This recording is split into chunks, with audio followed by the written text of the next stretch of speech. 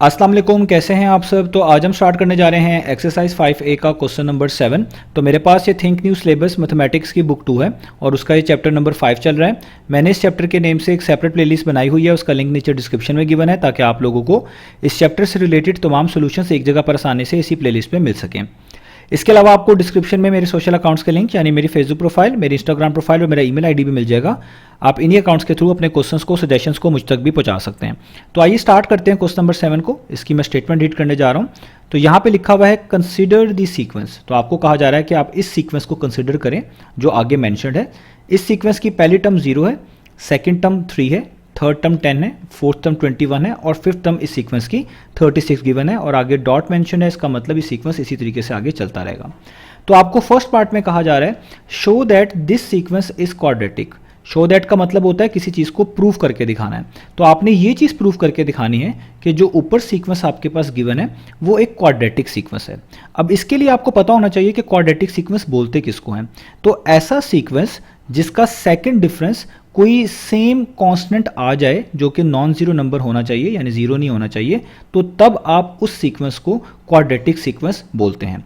यानी आपको अगर किसी सीक्वेंस को क्वाड्रेटिक सीक्वेंस प्रूफ करवाना है तो आप उसके दो डिफरेंस निकालेंगे और अगर उस सीक्वेंस का सेकंड डिफरेंस कोई सेम नंबर आ जाए जो कि जीरो ना हो तो तब आप उसको कहेंगे उस सीक्वेंस को कि वो क्वाड्रेटिक सीक्वेंस है। तो इस चीज़ की आपको डिटेल में समझ तब आएगी जब हम इसको यहाँ पर परफॉर्म करेंगे, सॉल्व करेंगे। तो आइए स्टार्ट करते हैं।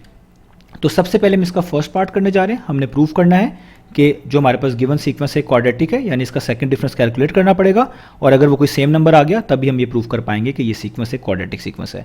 तो इस तरह के क्वेश्चंस में सबसे पहले आपने हर सीक्वेंस की जो टर्म होती हैं उनको उनके टर्म नंबर्स के लिहाज से लिखना होता है। अब हमारे पास जो सीक्वेंस गिवन है हमने इसकी टर्म्स को इनके टर्म नंबर्स के लिहाज से यहाँ पे मेंशन करना है।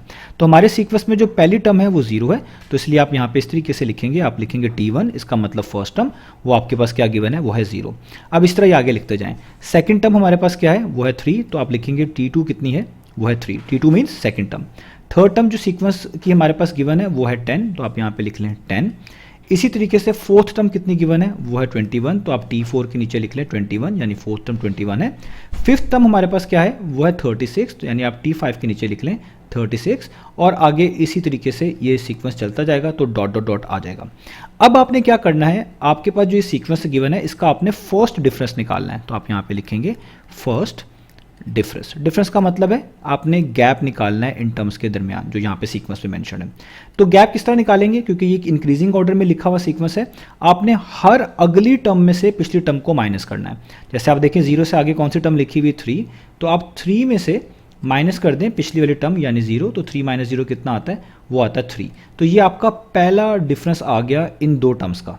अब ये डिफरेंस आपको बता क्या रहा है, ये डिफरेंस आपको ये बता रहा है कि अगर आप पहली टर्म 0 में ये डिफरेंस यानी 3 ऐड कर दें तो आपको अगली टर्म मिल जाएगी। आप देख भी सकते हैं 0 में आप 3 ऐड करेंगे तो आपको 3 मिल जाएगा। तो आप देखें यही कॉमन ये जो डिफरेंस है मैंने वो यहाँ पर मेंशन भी कर दिया है। अब इसी तरह आपने आगे फाइंड आउट करते जाना है, हर अगली टर्म में से पिछली टर्म को माइनस करना है। तो 3 से अगली टर्म कौन सी है वो है 10, तो आप 10 में से 3 माइनस करें तो वो क्या आएगा आपके पास 7। ये आपने एक और डिफरेंस निकाल लिया। इस 7 का मतलब यही है कि अगर आप 3 में ये डिफरेंस जो कि 7 आया है आप ऐड कर दें तो 3 + 7 कितना हो जाएगा वो हो जाएगा 10, आपको अगली टर्म मिल जाएगी। अब इसी तरीके से आप 10 से आगे देखें कौन सी टर्म लिखी हुई है 21, तो अगर आप 21 में से पिछली टर्म 10 को माइनस करें तो आपके पास 11 आता है। इसका मतलब 10 में अगर आप 11 ऐड कर दें तो 10 + 11 कितना होता है 21, आपको अगली टर्म मिल जाएगी। तो इस तरह ये हमें डिफरेंस जो है मदद कर रहे होते हैं। अब आखिरी वाला डिफरेंस भी निकाल लेते हैं। 21 से आगे कौन सी टर्म लिखी हुई है वो लिखी हुई 36, तो 36 में से अगर आप 21 माइनस करें आपके पास 15 आता है, यानी 21 में अगर 15 ऐड कर दें तो आपको अगली टर्म 36 मिल जाती है। तो इनको कहते हैं डिफरेंस को निकालना। अब ये जो डिफरेंस है इनके दरमियान भी आप यहाँ पे कॉमर्स का सिंबल यूज़ कर सकते हैं। तो ये हमने डिफरेंस निकाल ली, ये हमारे कहलाएंगे फर्स्ट डिफरेंस। अब आपने सेकेंड डिफरेंस यहाँ पे कैलकुलेट करना है, तो अब मैं यहाँ पे लिखूंगा, अब हम क्या फाइंड आउट करेंगे सेकेंड डिफरेंस। अब सेकेंड डिफरेंस आप किन टर्म्स की कैलकुलेट करेंगे, इन टर्म्स के जो यहाँ पर फर्स्ट डिफरेंस वाली रो में लिखे हुए हैं, यानी ये 3, 7, 11, 15 ये आपके फर्स्ट डिफरेंस थे। अब इन डिफरेंस का दोबारा से डिफरेंस जो निकालेंगे वो कहलाएगा हमारा सेकंड डिफरेंस, और रूल सेम रहेगा। रूल क्या है कि हर अगली टर्म में से पिछली टर्म को आपने माइनस करना है। तो फर्स्ट डिफरेंस वाली लाइन में जो सारी टर्म्स लिखी हुई हैं इधर आपने यही रूल फॉलो करना है। जैसे आप देखें 3 के आगे क्या लिखा हुआ है 7, तो अब आप 7 में से पिछले टर्म 3 को माइनस करेंगे, 7 माइनस 3 कितना आएगा 4, तो ये आपका सेकंड डिफरेंस आ गया 4। अब आगे करते जाएं, 7 से आगे क्या लिखा हुआ है 11, यानी आप 11 में से 7 माइनस करेंगे, अगली टर्म में से पिछली टर्म फिर से क्या आएगा 4, तो यहाँ पे भी आपके पास आ गया 4। और इसी तरीके से आप 11 से आगे क्या लिखा हुआ है 15, तो 15 में से आप पिछली टर्म 11 माइनस करेंगे, दोबारा से आपको क्या मिलेगा 4। तो देखिए इन सब का सेकंड डिफरेंस सेम नंबर आ रहा है जो कि है 4, और इस 4 का मतलब भी वही है जो ऊपर समझाया है। जैसे 3 में अगर आप 4 ऐड करेंगे तो 3 + 4 कितना हो जाएगा 7, 7 में भी ये 4 ऐड करेंगे, 7 + 4 कितना हो जाएगा 11 अगली टर्म, 11 में भी ये 4 ऐड करेंगे तो 11 + 4 कितना हो जाएगा 15 अगली टर्म। तो ऐसा सीक्वेंस जिसका ये सेकंड डिफरेंस में सेम नंबर आ जाए जो कि 0 ना हो, देखें ये 0 नहीं है, जाहिर बात है 4 लिखा हुआ है यहाँ पर, और ये अगर सेम नंबर आपको मिल रहा है सेकंड डिफरेंस के तौर पर, यहाँ पर हर टर्म का जब भी आपने डिफरेंस निकाला है सेकंड डिफरेंस जो है वो सेम नंबर मिल रहा है, तो तब आप कह पाएंगे कि आपका जो ये ओरिजिनल सीक्वेंस था ना ये वाला, जिसकी पहली टर्म 0 फिर 3 10 21 और इस तरह टर्म 36 तक जा रही थी, ये सीक्वेंस आपका क्या है एक क्वाड्रेटिक सीक्वेंस है। तो अब आपने इस चीज़ को यहाँ पे लिख देना है, आपने यहाँ पे लिखना है कि दी सेकंड, ये आप चीज़ मेंशन करेंगे, the second difference is a non zero का मतलब है वो ज़ीरो नहीं है, is a non zero constant, ठीक है। ये आपका सेकंड डिफरेंस क्या है, is a non zero constant, non zero same constant लिख देंगे तो आई थिंक सो और बेटर हो जाएगा। तो हम यहाँ पे लिख देते हैं कि second difference is a non zero same constant, so the given sequence is a quadratic sequence, so the given sequence is a quadratic sequence, ठीक है। तो इस तरीके से आपने किसी भी सीक्वेंस को क्वाड्रेटिक सीक्वेंस जो है वो प्रूव करना है। आपने पहले उस सीक्वेंस का फर्स्ट डिफरेंस निकालना है, फिर सेकंड डिफरेंस निकालना है। अगर सेकंड डिफरेंस में आपको सेम नंबर्स दिखें तो इसका मतलब जो ओरिजिनल सीक्वेंस था वो आपके पास क्या था, क्वाड्रेटिक सीक्वेंस था। तो ये हमारा फर्स्ट पार्ट हो गया। अब चलते हैं हम इसके सेकंड पार्ट की तरफ। तो सेकंड पार्ट को समझते हैं। तो सेकंड पार्ट में लिखा हुआ है find in terms of n a formula for the general term of this sequence. अब आपको कहा जा रहा है कि ऊपर जो सीक्वेंस आपके पास गिवन था, आपने इस सीक्वेंस के nth टर्म का फॉर्मूला फाइंड आउट करना है। इन टर्म्स ऑफ n का मतलब होता है nth टर्म का फॉर्मूला, जिसको आप जनरल टर्म भी बोलते हैं। आप जनरल टर्म बोल लें, nth टर्म बोल रहे हैं, nth टर्म का फॉर्मूला कह लें, तीनों का मीनिंग सेम है। तो बेसिकली जो ऊपर सीक्वेंस गिवन है, आपने इसकी जनरल टर्म या आप कह लें इसकी जनरल टर्म का फॉर्मूला फाइंड आउट करके दिखाना है। अब हमें ये चीज़ पता चल चुकी है कि हमारा जो सीक्वेंस है वो एक क्वाड्रेटिक सीक्वेंस है। तो जब भी आपने किसी क्वाड्रेटिक सीक्वेंस की जनरल टर्म का फॉर्मूला कैलकुलेट करना हो या उसकी जनरल टर्म कैलकुलेट करनी हो, तो आपने कुछ रूल्स हैं, कुछ मेथड है, उसी को फॉलो करना है, उसी से आप उसकी जनरल टर्म का फॉर्मूला फाइंड आउट कर पाएंगे। तो सबसे पहला काम ये हुआ करेगा कि आप सपोज क्या करेंगे उसकी जनरल टर्म को। तो वही चीज़ मैं यहाँ पे लिखने जा रहा हूँ, ये आपने याद रखनी है कि लेट दी जनरल टर्म, इसको आप nth टर्म भी बोल सकते हैं, let the general term of a quadratic sequence, ये चीज़ आपने याद रखनी है। जब भी कोई सीक्वेंस क्वाड्रेटिक होगा उसकी जनरल टर्म हमेशा इस फॉर्म की होगी। जनरल टर्म को लिखते हैं Tn के साथ, इसको आप nth टर्म भी बोल सकते हैं, और ये हमेशा इक्वल हुआ करेगी an² plus bn plus c के। तो अगर आपने किसी भी क्वाड्रेटिक सीक्वेंस का जनरल टर्म फाइंड आउट करनी है या nth टर्म फाइंड आउट करनी है, आपने हमेशा पहले उसकी nth टर्म की जो जनरल फॉर्म है वो आपने इस तरीके से लिख लेनी है, ठीक है।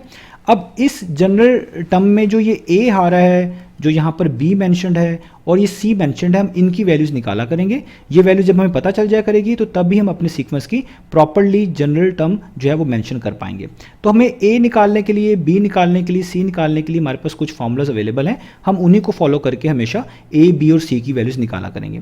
तो सबसे पहला जो काम हमने करना है वो निकालना है a को। तो a निकालने के लिए याद रखिएगा आपको हमेशा सेकंड डिफरेंस की ज़रूरत पड़ा करेगी। तो आपने पहले यहाँ पे हमेशा अपने सेकंड डिफरेंस को लिखना है। तो हम यहाँ पे लिखेंगे सेकंड डिफरेंस। अब आप देखिए आपने सेकंड डिफरेंस कितना कैलकुलेट किया था। तो ऊपर फर्स्ट पार्ट में हमने सेकंड डिफरेंस कैलकुलेट किया हुआ है, वो कितना है, वो है 4। तो आप यहाँ पे लिख लिया करेंगे 4। तो अब फॉर्मूला अब आपने याद रखना है कि क्वाड्रेटिक सीक्वेंस के केस में ये चीज़ें वर्क किया करेंगी। तो अगर आपने a निकालना है तो इसका फॉर्मूला कुछ ये हुआ करेगा, आप हमेशा 2 टाइम्स ऑफ a को इक्वल रखा करेंगे इस सेकंड डिफरेंस के। तो सेकंड डिफरेंस कितना है, वो है 4। तो याद रखना है जब भी आपने a की वैल्यू निकालनी है तो फॉर्मूला कौन सा यूज़ करना है, 2a इज इक्वल टू, ये 4 की जगह पे क्या लिखेंगे, ये सेकंड डिफरेंस क्योंकि हमारा 4 था इसलिए मैंने यहाँ पर 4 लिखा हुआ है। तो हमेशा सेकंड डिफरेंस को आपने 2a के इक्वल रखना है, इससे आपको a की वैल्यू पता चला करेगी। तो यहाँ पे आप सॉल्व कर सकते हैं, 2 यहाँ पर एक साथ मल्टीप्लाई हो रहा है, इसको इक्वेशन की दूसरी साइड पे मूव करेंगे तो वहाँ जाके ये 4 को डिवाइड कर देगा, और 4 डिवाइडेड बाई 2 का मतलब है 2 1 टाइम्स, 2 2 टाइम्स, तो यहाँ पे आ जाएगा 2, यानी आपने a की वैल्यू निकाल ली, वो कितनी आ गई, वो आ गई 2। ठीक है, अब a की वैल्यू आ गई। अब हमने किसकी वैल्यू फाइंड आउट करनी है, b की वैल्यू। तो इसके लिए भी हमारे पास एक फॉर्मूला है, वो हम यहाँ पे फॉलो करेंगे। तो b का जो बेसिकली फाइंड आउट करने का तरीका होता है वो होता है t2 में से t1 को माइनस करना।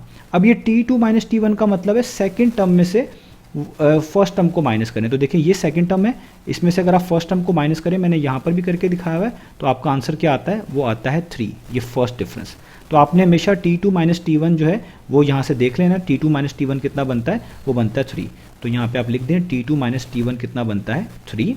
अब ये जो t2 माइनस t1 है, इसका भी एक जनरल फार्मूला अवेलेबल है, वो सारी कैलकुलेशन आपकी बुक में अवेलेबल है, हमें वो सारी करने की जरूरत नहीं है, बस आपने फार्मूला याद रखना है कि जब भी सेकंड टर्म में से फर्स्ट टर्म को माइनस करते हैं तो ये जनरल टर्म के लिहाज से, जनरल फार्मूले के लिहाज से बनता है 3a प्लस b।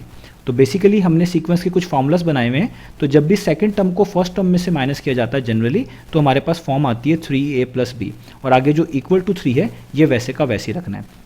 यानी आपने 3a प्लस बी को याद रखना है, और इस 3 की जगह पे वो नंबर आया करेगा जो t2 माइनस t1 करके आ रहा होगा, क्योंकि t2 माइनस t1 करके जो डिफरेंस आता है वो 3 आता है, इधर भी कैलकुलेट करके दिखाया हुआ है आपको सबसे ऊपर, तो आपने उसी को हमेशा लिखना है, यानी हमेशा 3a प्लस बी को t2 माइनस t1 करके जो वैल्यू आ रही है उसके इक्वल आपने रख देना है। अब इससे फ़ायदा क्या होगा, ऊपर आपके पास a की वैल्यू पहले से गिवन है, वो है 2, तो आपने a की वैल्यू यहाँ पर 2 पुट करवा देनी है। ठीक है, तो ये हो जाएगा 3, इस a की जगह पे आ जाएगा 2, आगे प्लस का साइन, b वैसे ही, इक्वल टू 3b वैसे का वैसे ही। अब ये 3 2 टाइम्स कितना होता है, ये होता है 6, ये हो जाएगा 6 प्लस b, आगे इक्वल टू का साइन और आ जाएगा 3।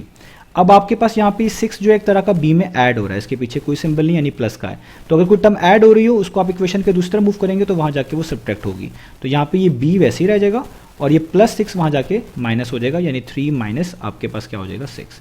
अब यहाँ पे 3 पॉजिटिव है, 6 नेगेटिव है, तो ये प्लस का, ये माइनस का, प्लस माइनस क्या होता है, वो होता है माइनस, तो 6 में से 3 माइनस करेंगे आएगा 3, साइन बड़ी टर्म का यानी 6 का, उसके पीछे माइनस है तो आ जाएगा -3। तो देखें आपके पास b की वैल्यू भी आ गई -3। अब आपके पास कौन सी वैल्यू रह गई, आपने जो जनरल टर्म थी इसमें से a की वैल्यू निकालनी थी वो आपने फाइंड आउट कर ली, b की वैल्यू निकालनी थी वो भी फाइंड आउट कर ली, अब आपके पास जस्ट रह गया c की वैल्यू। तो c की वैल्यू का भी एक फॉर्मूला है, वो आपने याद रखना है। तो c की वैल्यू के लिए आपको हमेशा टर्म नंबर 1 चाहिए होगी, तो आपने टर्म नंबर 1 लिखनी है।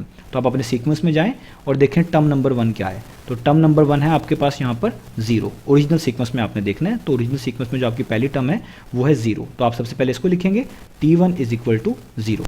अब आपने फॉर्मूला लिखना है c को कैलकुलेट करने के लिए, वो फॉर्मूला हुआ करेगा, ये याद रखना आपने, a plus b plus c is equal to t1 कितनी है आपकी, वो है 0, तो इसको यहाँ पे लिखेंगे 0। याद रखिएगा ये कांस्टेंट चेंज होता रहा करेगा, जिस सीक्वेंस की जो टर्म नंबर 1 होगी वो यहाँ पे लिखनी है, हमारे केस में 0 है तो इसलिए मैं यहाँ पर 0 लिख रहा हूँ। तो अब आप इसमें वैल्यूज पुट कर दें, a की वैल्यू कितनी है 2, b की वैल्यू है 3, आप जानते हैं हमने a की वैल्यू पर 2 कैलकुलेट करी हुई है, b की वैल्यू हमने -3 कैलकुलेट करी हुई है, यहाँ पे मेंशन भी है, ये दोनों वैल्यूज यहाँ पे पुट कर दें, a की जगह पे 2 आ जाएगा, प्लस b की जगह पे राउंड ब्रैकेट्स में आप लिख दें -3, ये हमारे पास -3 है, और c वैसे का वैसे ही, इक्वल टू 0 वैसे का वैसे ही। इसको सॉल्व करें, ब्रैकेट्स ओपन करेंगे तो प्लस माइनस क्या होता है, वो होता है माइनस, यहाँ पे माइनस लिखेंगे, ये 3 आ जाएगा, प्लस c इक्वल टू 0 वैसे का वैसे ही। आगे आप जानते हैं ये +2 है, ये -3 है, प्लस माइनस माइनस यानी माइनस करना है, 3 में से 2 माइनस करें 1 आता है, साइन बड़ी वैल्यू का 3 का, तो उसके पीछे माइनस है तो -1, यहाँ पे प्लस c और इक्वल टू 0 वैसे का वैसे ही। ये -1 एक तरह का यहाँ पर ऐड हो रहा है c में, तो अगर ये -1 को आपने इक्वेशन के दूसरी तरफ मूव करना है तो ये यहाँ पे -1 है, यानी आप कह लें -1 ऐड हो रहा है c में, और अगर इस तरह लिख लें c पहले लिख लें और -1 को बाद में लिख लें, तो इससे आपको ये समझ आ जाएगा कि -1 एक तरह का, ये 1 जो एक तरह का सब्ट्रैक्ट भी हो रहा है c में से, यानी इस तरीके से पढ़ें तो -1 ऐड हो रहा है c में, और इधर से पढ़ें तो आपको ये दिख रहा है कि 1 जो है वो सब्ट्रैक्ट हो रहा है c में से।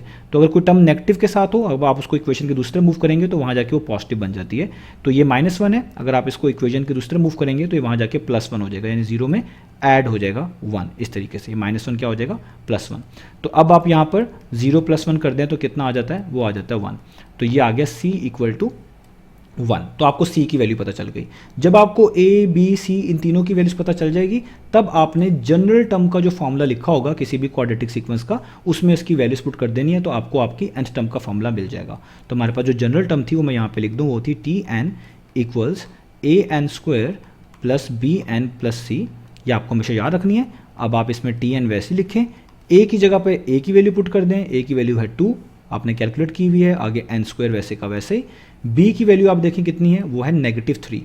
तो यहाँ पे आप देखें पीछे प्लस का साइन है और बी नेगेटिव है, तो प्लस माइनस माइनस ही होगा, तो यहाँ पे आप लिख देंगे बी की जगह पे -3, क्योंकि बाहर प्लस का साइन है। बी की जगह जब -3 लिखेंगे, ब्रैकेट ओपन करेंगे, तो प्लस माइनस क्या हो जाएगा, माइनस ही हो जाएगा, इसलिए बी की जगह पे मैंने यहाँ पे डायरेक्टली लिख दिया है -3। आगे एन वैसे का वैसे ही, और सी की वैल्यू अभी ऊपर लिखी हुई है 1, तो ये हो जाएगा +1। तो ये आपने अपने सीक्वेंस का nth टर्म फाइंड आउट कर ली, जिसको आप जनरल टर्म भी बोलते हैं और nth टर्म का फॉर्मूला भी कहते हैं। आप इस सीक्वेंस में n की जगह पे 1 पुट करेंगे तो आपको पहली टर्म पता चल जाएगी, 2 पुट करेंगे तो दूसरी टर्म पता चल जाएगी, या आप चेक भी कर सकते हैं क्रॉस चेकिंग के लिए। तो ये हमारे पास हो गया इसका सेकेंड पार्ट। तो अब हम स्टार्ट करते हैं इसका थर्ड पार्ट को। तो ये आपने मेथड हमेशा याद रखना है, जब भी क्वाड्रेटिक सीक्वेंस का आपने जनरल टर्म फाइंड आउट करना होगा, आपने हमेशा इसी तरह का मेथड जो है फॉलो करना है। अब हम चलते हैं इसके थर्ड पार्ट की तरफ। तो थर्ड पार्ट में लिखा हुआ है hence find the difference between the 80th and 81st term. तो अब आपसे कहा जा रहा है कि ये जो आपको सीक्वेंस गिवन है, आप इस सीक्वेंस की 80th टर्म फाइंड आउट करें, फिर 81st टर्म जो बनती है वो फाइंड आउट करें, और इन दोनों का डिफरेंस फाइंड आउट करके दिखाएं, उनके दरमियान गैप कितना है वो फाइंड आउट करके दिखाएं। तो अब हमने थर्ड पार्ट करना है। तो आप चीज़ याद रखिएगा, जब भी आपको किसी सीक्वेंस की जनरल टर्म का फॉर्मूला पता हो, जनरल टर्म पता हो, तो आप उस सीक्वेंस की कोई भी टर्म आसानी से फाइंड आउट कर सकते हैं। जैसे हमने यहाँ पर 80th टर्म फाइंड आउट करनी है फॉर एग्जाम्पल, तो आपको T80 चाहिए होगा, और अगर आपको 81st टर्म फाइंड आउट करनी है तो आपको T81 जो है वो रिक्वायर्ड होगा। तो आपने जस्ट क्या करना है कि आपको जिस सीक्वेंस की ये वाली टर्म्स चाहिए, उस सीक्वेंस की जनरल टर्म का फॉर्मूला देखें क्या है। तो हमारे पास जो जनरल टर्म का फॉर्मूला वो ये है 2n² - 3n + 1। तो इसमें आप पहले n की जगह पे 80 पुट कर दें तो आपको 80th टर्म पता चल जाएगी, फिर n की जगह पे 81 पुट कर दें तो आपको 81st टर्म पता चल जाएगी। तो हम यही यहाँ पर करने वाले हैं। पहले हम 81 से स्टार्ट करते हैं। तो इस सीक्वेंस में n की जगह पे मैं क्या पुट कर रहा हूँ, 81। तो देखिए मैंने लिख दिया T81 = 2 वैसे का वैसे ही। इस n की जगह पर दोबारा से क्या आ जाएगा, 81 ब्रैकेट क्लोज, ऊपर स्क्वायर है तो ऊपर स्क्वायर डालें, -3 वैसे का वैसे ही। इस n की जगह पे भी क्या आ जाएगा, 81, और आगे +1 वैसे का वैसे ही। यानी आपके सीक्वेंस में जहाँ जहाँ पे n लिखा हुआ है वहाँ पर आपने क्या पुट कर दिया, 81 पुट कर दिया। अब आप इसको कैलकुलेट कर लें, तो ये हम कैलकुलेटर से कैलकुलेट कर सकते हैं इजीली। एक ही बारी में हम इसको यहाँ पे लिख लेते हैं।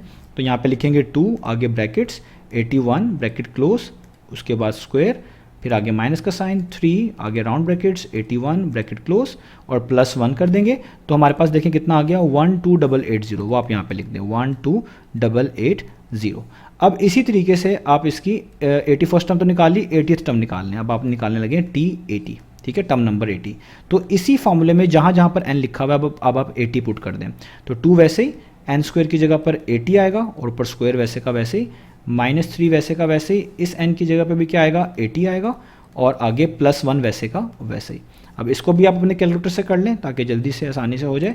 तो अब हम यहाँ पे क्या करने लगे हैं, इसके लिए सॉल्व करने लगे हैं। 2 लिखेंगे, राउंड ब्रैकेट्स में 80, उस पर स्क्वायर, आगे माइनस का साइन 3, फिर राउंड ब्रैकेट्स में हम लिखेंगे 80 राउंड ब्रैकेट क्लोज, और आगे +1। तो हमारे पास फाइनल आंसर कितना आ जाएगा, वो आ जाएगा 12561। तो हम यहाँ पे लिख देते हैं 12561। अब आपने इन दोनों का डिफरेंस निकालना था, तो डिफरेंस का मतलब है इन दोनों को माइनस करना पड़ेगा, बड़ी वैल्यू में से छोटी वैल्यू माइनस करनी पड़ेगी। यानी आपको नेक्स्ट टर्म जो कि 81st टर्म है, इसमें से माइनस करना पड़ेगा उसकी प्रीवियस टर्म जो कि है 80th टर्म। तो हम इसी तरह डिफरेंस निकालते हैं, नेक्स्ट टर्म में से प्रीवियस टर्म को माइनस करते हैं। तो नेक्स्ट टर्म जो कि 81st टर्म बनती है वो है 12880, इसमें से माइनस कर दें 80th टर्म को जो कि बनती है 12561। तो ये आप कैलकुलेटर से इजीली कर सकते हैं। यहाँ पे हम लिखते हैं 12880 - 12561। तो ये हमने दोनों को लिख लिया। तो आप करें तो कितना आ रहा है, 319। तो हमारा आंसर आ गया 319। तो हमने इन दोनों टर्म्स का कॉमन डिफरेंस भी कॉमन बोल लिया, इन दोनों टर्म्स का डिफरेंस भी हमने कैलकुलेट कर लिया, वो कितना है 319। तो ये हमारा इसका थर्ड पार्ट हो गया। तो इस तरीके से तीनों पार्ट करने थे। उम्मीद है आपको ये समझ आ गया होगा कि क्वाड्रेटिक सीक्वेंस बोलते किसको हैं, और इसकी जनरल टर्म का हम फॉर्मूला या nth टर्म का फॉर्मूला आप कह लें या n टर्म कह लें, जनरल टर्म कह लें, वो कैसे हम कैलकुलेट करते हैं। तो आपने इन्हीं चीज़ों को जहन में रखना है, जो चीज़ें याद करने वाली हैं वो याद कर लेना है ताकि आपके लिए आसानी हो। तो इंशाल्लाह नेक्स्ट वीडियो से मिलेंगे बाकी सॉल्यूशंस के साथ।